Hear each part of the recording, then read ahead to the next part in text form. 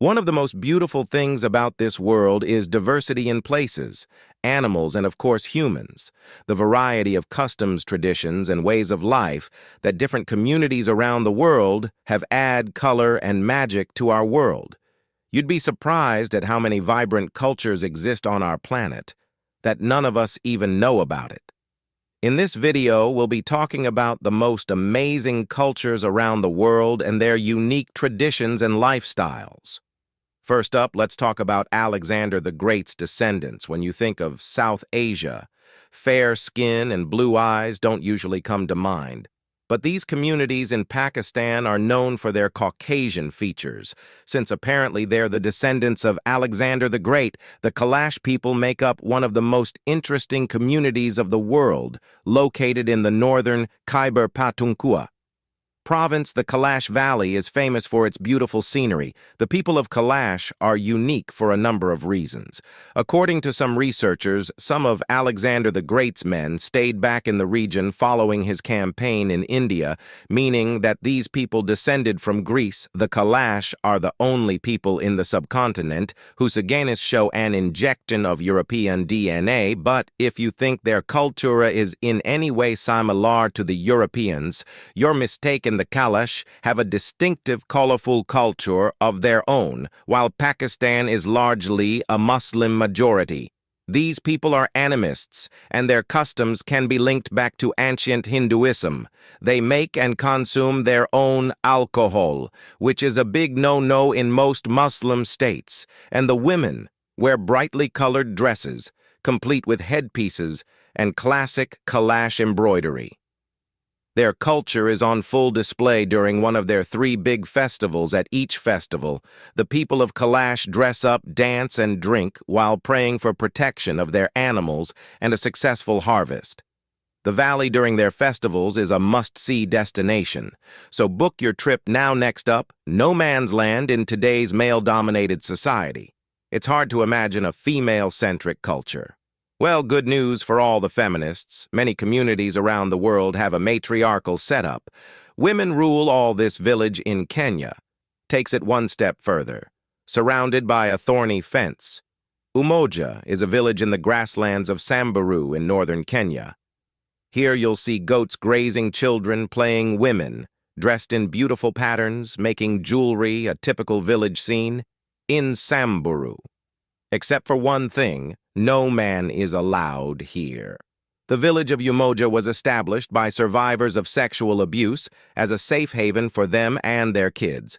Most of the women that live here are survivors of sexual or domestic violence, child marriage, or female genital mutilation, all of which are highly prevalent in the region. These women run the economy through livestock farming and selling jewelry to tourists. They are responsible for inspiring land equality all across Kenya. It's amazing to see these women take charge. Rising against a society that oppresses them, the residents of Umoja wear brightly colored shirts, patterned skirts, and a kanga, a colorful wrap tied around their shoulders. They wear beautiful necklaces made of string and beads.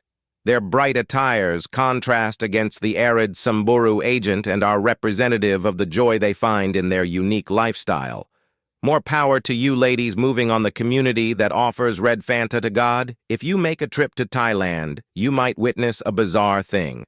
Red Fanta bottles sitting in front of idols of deities, wondering what's that about? Do the gods just prefer chilled soft drinks in the warm climate of Thailand?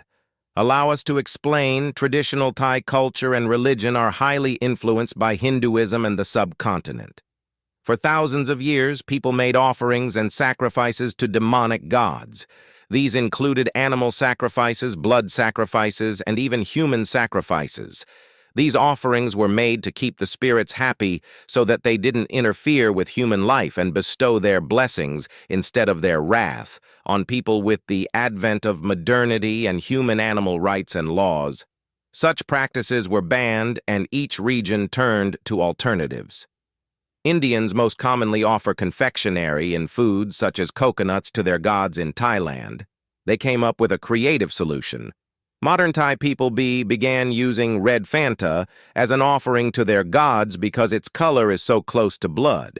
In fact, Thailand is one of the largest consumers of red Fanta today, and most of it goes to the gods.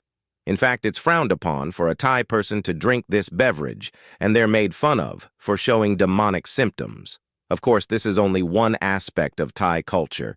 The nation is known for its delicious cuisine, vibrant clothing, and other unique customs, but naturally a soft drink for a god stands out. And now whiskey isn't the only fun thing in Scotland. What's the first thing that comes to mind when you think of Scotland? Haggis kilts, a stiff drink. Scottish people are known for their strong accents, their bagpipes, and a rich culture up in their lush hills. Scots take great pride in their traditions, and we don't blame them because they're incredibly interesting. Firstly, what's up with the kilts? They may seem out of place to us, but for Scottish people, they're markers of their clans. Each clan has its own tartan color and design, and they're very proud of it. Wearing the wrong tartan is basically social suicide. Being given your first kilt for boys, or a dress, or sash for girls, is a rite of passage for every young Scot. The kilts are a must at every formal social occasion and most events and parties throughout the year, the Scottish lava party. So the kilt is worn quite regularly. Speaking of parties, don't try to overdrink a Scotsman. The hangover might just kill you.